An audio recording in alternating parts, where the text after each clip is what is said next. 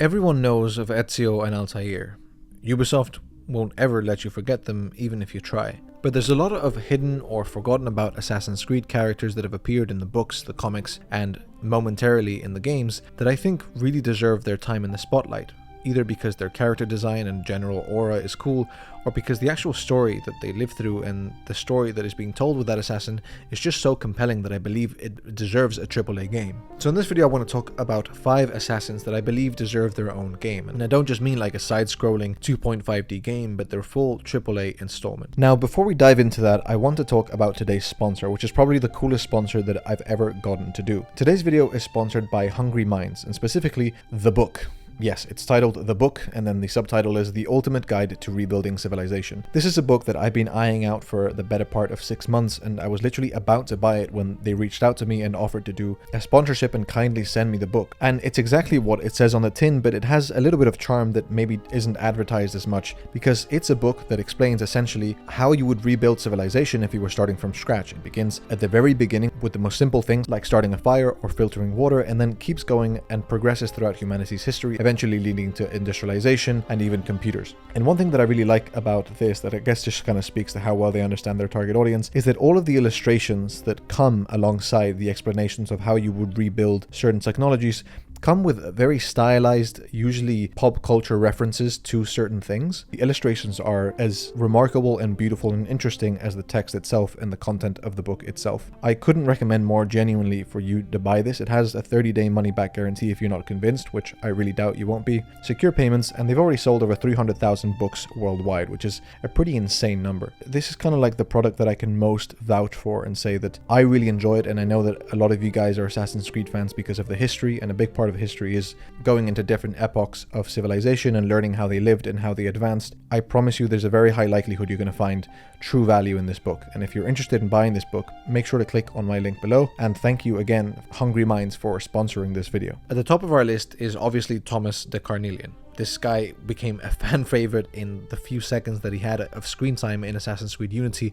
and since then we've all kind of been begging for a game with this guy. Thomas the Carnelian was a banker and a master assassin, and then the mentor of the French Brotherhood of Assassins during the late Middle Ages. Alongside his allies, he engineered the Templars' public downfall in the early 14th century, driving the assassins' longtime enemies underground and forcing them to operate in secrecy after having existed as a public organization for nearly 2 centuries. Now you can see why there's an instant appeal for a character like this and a game like this, not only because he wears a black version of the Altair outfit and everyone lost their mind, including me when we saw this, but because of how highly requested and frankly needed a setting and game like this is for the Assassin's Creed franchise. Imagine a game centered around Thomas's 1307 raid and its aftermath. The player could organize a political intrigue, stealth missions against a public Templar order, a game that at least stylistically reflects the Assassin's Creed Unity identity, a game that focuses on the Middle Ages instead of an overly modern or overly ancient time period, is something that I really think Assassin's Creed could benefit from.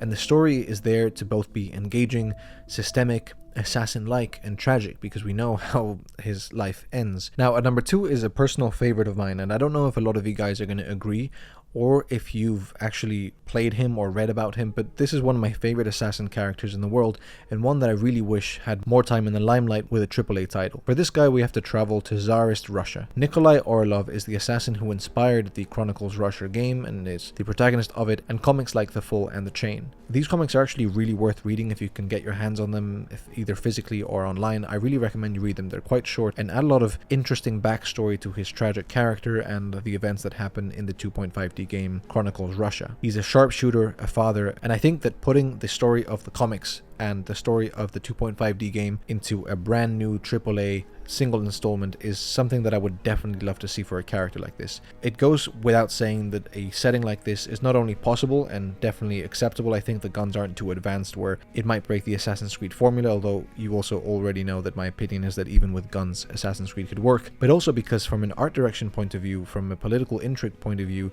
the setting, the colors that you can use, the missions that you can go on are just really in line with a nice, gritty, but still artistically viable Assassin's Creed entry, and having this character at the core of it and exploring his relationship with being a father, his relationship with the Brotherhood, is something that I would pay an exorbitant amount of money to fucking see. The third assassin kind of follows in the footsteps of Nikolai, and it's Arbaz Mir. He's also a protagonist of Assassin's Creed Chronicles India and a graphic novel called Brahman. Now, to be completely honest, the reason why I think that this would make for a cool AAA game is because A, he's already an assassin protagonist that has an interesting story that's completely fleshed out and that some fans are emotionally tied to, but from my perspective it's more just because I really think it's about time we get an Assassin's Creed set in India, and this would be the perfect character to do it with. I think that the art direction, again, I mean, the way that you could bring the world to life, just like you could with Russia, but in a completely opposite way, where you're using so many different colorful color palettes in every location and really bringing the country or a section of the country to life, could be absolutely phenomenal. I also think that it links beautifully to some previously existing lore and game installments that I don't want to spoil here if you do want to read or play the game, but I think the more modern time period could really link into a more original take on an Indian Assassin's Creed that isn't just the obvious thing that we would expect, and would just feel refreshing and welcome and give time and attention to a setting that I think really deserves it. Now, number 4, I obviously couldn't make a video without mentioning our girl Xiao Jun. I think that even now, even though she's been overdone, even though there's comics and books and a Chronicles game about her, we need a AAA installment with Xiao Jun. There's also a manga called Blade of Xiao Jun, which dives deeper into her story, and the Assassin's Creed Chronicles China game is actually a fantastic game when you look at it from a stealth game perspective. She is an interesting character because of her relationship to Ezio, the appeal and intrigue that she creates by herself, and the fact that she's one of the last members of the Chinese Brotherhood during the Ming Dynasty, and her journey is both of revenge and rediscovery. And again, we had enough revenge stories in Assassin's Creed. The idea of rediscovering yourself, the idea of dealing with the pressure of being one of these last Assassin Brotherhood members, is something that's incredibly interesting. A Xiao Jun game could be a blend of parkour, martial arts, and political intrigue, which are my 3 favorite things.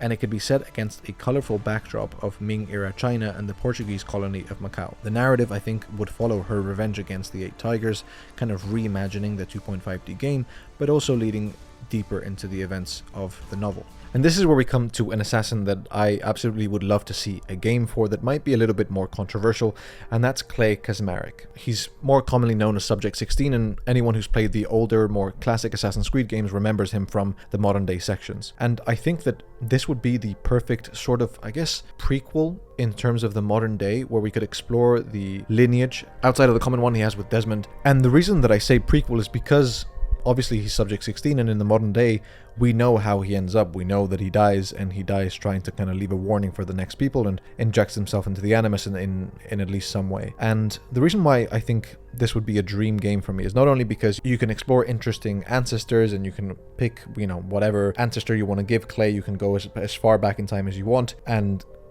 explore any time period, and that's what I love about this assassin, is that historically we could explore whatever time period you want to explore. And what's crucial about this story, what's more interesting about this story, is the modern day. Now, I don't know how many of you have been watching for more than a year, but one of my first ever videos I discussed how the modern day of Assassin's Creed 1 is by far and away my favorite modern day. It's very rarely noted as people's favorite modern day. Most people prefer Brotherhood, but the stylistic difference that the modern day in Assassin's Creed 1 had to the rest of the game and then the rest of the franchise is something that always made me wonder what would happen if you went back into this kind of like tense dystopian sci-fi modern day where you're always on edge, always experimenting with this alternate timeline and this alternate version of humanity, and seeing how your character could survive without being caught, and trying to gather information from reading emails, stealing keys, eavesdropping, and generally just walking around in a completely different way to the general gameplay in the historical section. Seeing Clay, and if you don't know, Clay is someone who was recruited by the Assassins. He was recruited specifically by William Miles, and eventually was the one who discovered the Animus project for the Assassins, and willingly got caught in order to learn as much as he could about the project, and worked together for some time with Lucy. The idea of having to infiltrate Abstergo, and the idea of being a modern assassin, figuring out the Animus project is going on, and infiltrating it and being part of it, seems like a perfect story that would end with a lot of tragedy but a lot of intrigue, and set up, you know, the legendary story that we have with Desmond. So I'm really curious as to whether you think that if we did focus on Clay, it'd be a mainly modern day story, or if we'd still have kind of like the usual split between let's say 80-90% historical assassin, and then Clay for 10%. I have always said that I think a modern day assassin would work, and therefore I think that this could be the perfect modern day Assassin's Creed game to make, because it'd be early enough where it doesn't feel overly cyberpunk or futuristic, because it's actually before Desmond does anything, like in around 2011 I think, or you could start it even earlier. And it's almost like a prequel, so you don't even have to make it into an extended story because we already know where it goes. So it could be a beautiful standalone game, which is what Ubisoft seems to want to make, and it would give a lot of depth and intrigue into the story of Clay that we all kind of want to find out more about, and it would allow me, to enjoy a modern day story that's more similar to Assassin's Creed 1 in terms of the tension and tone that it adopts. But anyway, those are my 5 forgotten assassins that I think really do deserve their own game. Let me know which one I may have missed that you want to see down below, and if you want to watch a video where I discuss how to play Assassin's Creed Brotherhood in a low accurate way, feel free to click on the video on your screen.